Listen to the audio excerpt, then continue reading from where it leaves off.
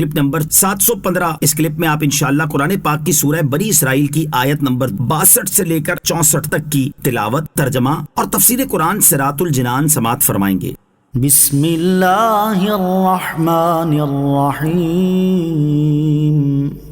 ترجمہ: اللہ کے نام سے شروع جو نہایت مہربان رحمت والا ہے۔ قال ارأيتك هذا الذي كرمت علي لئن أخرتني إلى يوم القيامة لأحتنكن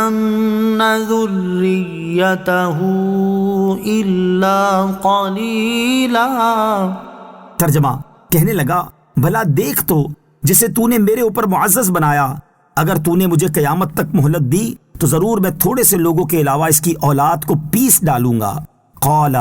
کہا، شیطان نے مزید کہا کہ جسے تو نے میرے اوپر معزز بنایا اور اس کو مجھ پر فضیلت دی اور اس کو سجدہ کرایا، تو میں قسم کھاتا ہوں کہ اگر تو نے مجھے قیامت تک مہلت دی تو میں اس کی اولاد کو پیس ڈالوں گا، یعنی گمراہ کر دوں گا، سوائے ان چند لوگوں کے جنہیں اللہ عز و جل بچائے اور محفوظ رکھے اور وہ اس کے مخلص بندے ہیں۔ شیطان کے اس کلام پر اللہ تعالیٰ نے اس سے جو فرمایا وہ اگلی آیات میں ہے۔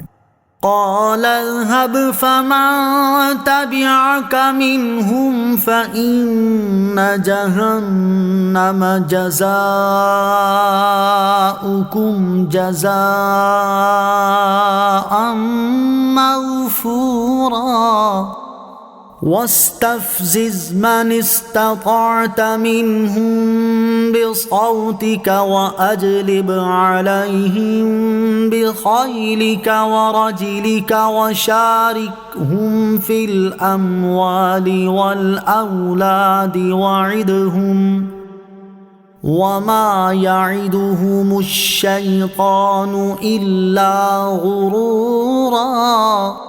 ترجمہ: اللہ نے فرمایا چلا جا تو ان میں جو تیری پیروی کرے گا تو بے شک جہنم تم سب کی بھرپور سزا ہے، اور تو اپنی آواز کے ذریعے جسے پھسلا سکتا ہے پھسلا دے، اور ان پر اپنے سواروں اور پیادوں کے ذریعے چڑھائی کر دے، اور مالوں اور اولاد میں تو ان کا شریک ہو جا اور ان سے وعدے کرتا رہ، اور شیطان ان سے دھوکے ہی کے وعدے کرتا ہے۔ وَاسْتَفْزِزْ، اور پھسلا دے۔ اس سے پہلی آیت میں شیطان کے جواب میں اللہ عز و جل نے فرمایا کہ تو یہاں میری بارگاہ سے نکل جا اور تجھے قیامت تک کی مہلت دی گئی ہے، اور یاد رکھ کہ جو تیری پیروی کرے گا تو اسے جہنم کی بھرپور سزا ملے گی۔ اور اس آیت میں اللہ عز و جل نے مزید فرمایا کہ تو اپنی آواز کے ذریعے جسے پھسلا سکتا ہے پھسلا دے، اور ان پر اپنے سواروں اور پیادوں کے ذریعے چڑھائی کر دے، یعنی اپنے تمام مکر و فریب کے جال اور اپنے تمام لشکر ان کے خلاف استعمال کر لے، اور تجھے مہلت دی جاتی ہے کہ گناہ کروا کر ان کے مالوں اور اولاد میں تو ان کا شریک ہو جا اور ان سے جھوٹے وعدے کرتا رہے۔ شیطان کے پھسلانے کے بارے میں علماء نے فرمایا کہ اس کا پھسلانا وسوسے ڈالنا اور معصیت کی طرف بلانا ہے،